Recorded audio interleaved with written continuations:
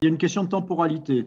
Quand en 2009, l'Union européenne a organisé un colloque, c'était à Stockholm, sur la question des difficultés de recrutement et la réponse à la crise. Ce que les Suédois nous ont dit, c'est en gros que le temps du diagnostic, le temps de la mobilisation des publics et de la mise en œuvre d'un projet et le temps du recrutement sont rarement accordés. Parce que l'emploi se joue sur la rencontre entre des capacités et des opportunités.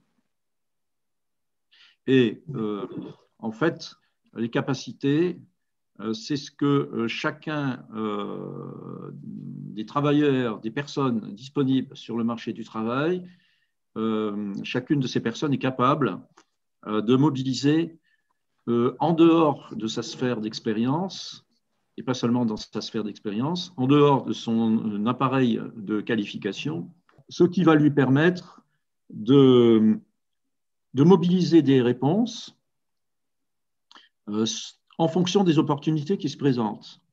Et vous savez que ce sont les petites entreprises qui recrutent le plus.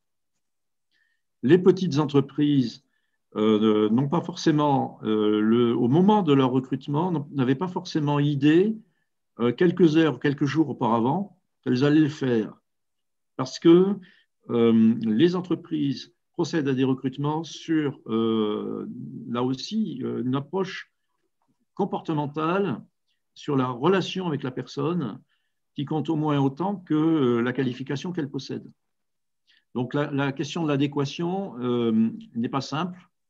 La formation est utile, mais ce qui est important, c'est finalement de s'adapter de manière souple à cette expression de besoin et de considérer que dans la mise en relation entre une personne et une entreprise, il y a deux acteurs.